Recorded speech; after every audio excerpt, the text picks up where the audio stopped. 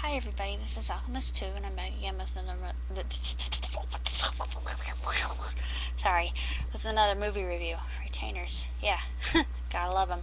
Uh, Dad and I went to see Chimpanzee in the cinemas today, and honestly, I have to tell you, I absolutely adored this film for one of many reasons. First reason, cinematography, breathtaking. Second reason, soundtrack, outstanding. Third reason, chimpanzees. What more do I need to say about that? Actually, a lot. Um, the story itself concerns Oscar, the youngest chimp in his group, and the eldest, an alpha male, Freddie. he keeps the group in order, and one of the ways that he does this is through grooming, which I really didn't realize that until I had seen the film, and I was just fascinated by that. There's a rival group of chimpanzees in the rainforests of Africa, and his name's Scar. And Scar is the same age as Freddy is, which I thought was very intriguing. And there were a lot of things in this film that really surprised me, and I was I was educated by everything that I had seen, and it was just a fascinating film. I absolutely adored it, and I just think that it was beautifully made and just magnificent, tremendous. Just the shots that they had gotten with those cameras just utterly took my breath away. I was just completely transfixed. And I have to say that this has to be my favorite film of the whole year. But the ending was a little bit anticlimactic. That's my only nag. There really isn't anything that I didn't find objectionable. Unlike, say, watching nature on PBS, they don't show anything graphic. You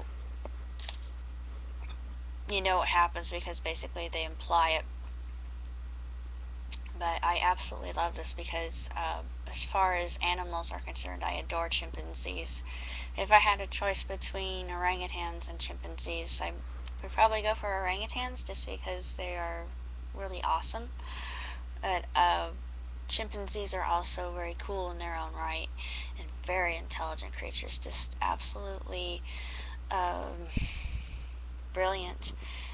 Their social economics are really intriguing, and their affection for one another, and just they are incredible creatures. And one of my favorite actors, Timmy Allen,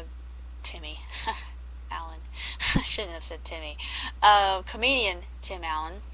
He narrated this, and he added a little bit of the Tim the Toolman Taylor humor, which I enjoyed, and I got my geek side really got a thrill out of that because I thought, Tim the Toolman Taylor, yay!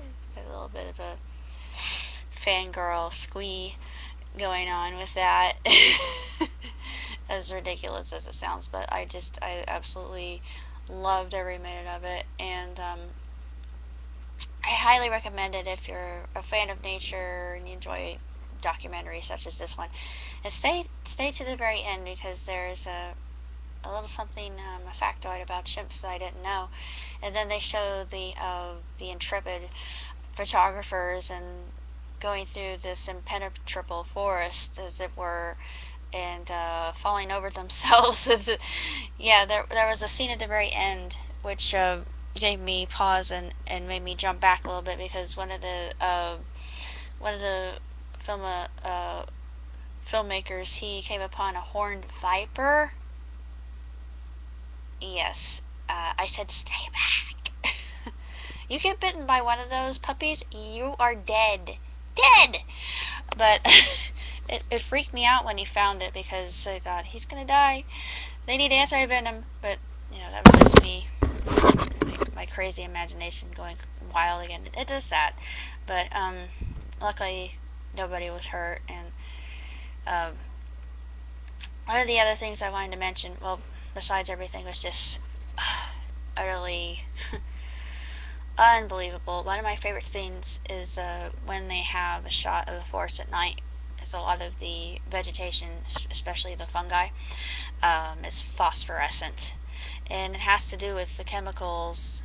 There's some kind of chemical that they absorb through through the soil or something. I'm not sure how it works or what it is, but I have always loved phosphorescent um, plants ever since I love anything that phosphoresces, basically. Um, Call me a little glowworm, if you will. I just love things that light up and things that glow. I've always been just utterly bedazzled and bewildered by things like that. And it was just glorious. I have no other things to say other than I give it two thumbs way up, and I highly recommend the film itself. I wanted to talk about my projects, and this is an aside, so you've heard my review. I recently finished a script. It's called Piracy in Their Veins, and I got my mock poster, which I doodled. Give me a crayon and I can do magic with it. Note, name the reference if you can. Anyway, I doodled this very quickly, and actually it came out quite well. I was very pleased with it. I got the inspiration for the orange Converse shoes from a girl across the street who wears orange Converse shoes. My main character is named after a friend of mine who is in my Bible study, whom I have so much respect for. She's like a mom to me. My character is very adventurous, and she discovers that she is related to Anne Bonny, one of the most notorious female pirates ever to have sailed the seven seas in the Elizabethan era. I had a lot of fun writing it. It was one of my shorter scripts, but I got a lot of pleasure out of it.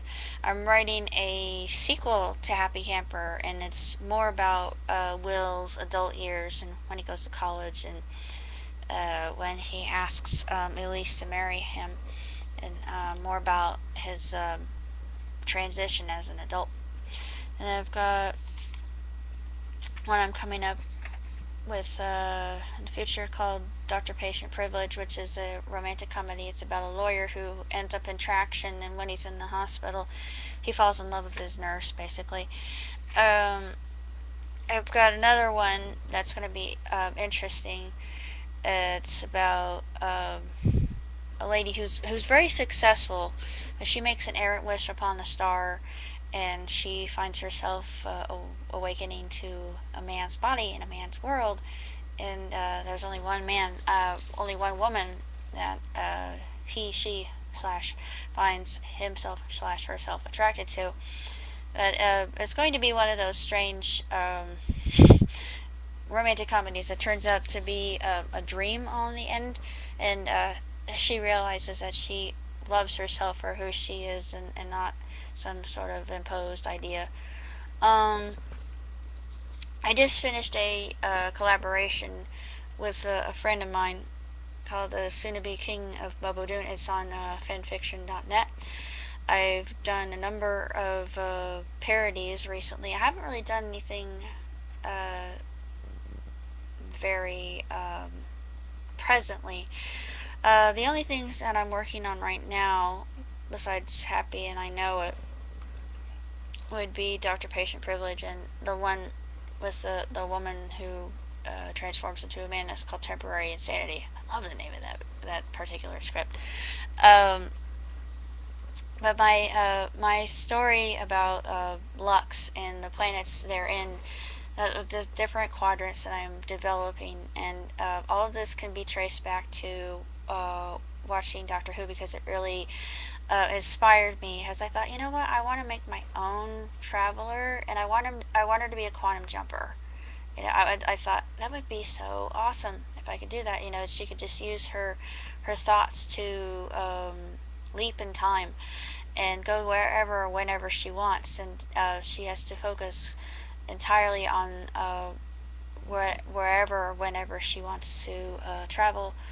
And they, as I explained in my very first story, they wear their transport. They're called Urim on their pendants, and they keep this for emergency sake and for good reason. If they should come across a hostile situation, because they're pacifists, and they don't fight. They don't really have an army or a military or anything like that. The only way they fight back is it's sort of the old Jedi mind trick sort of thing.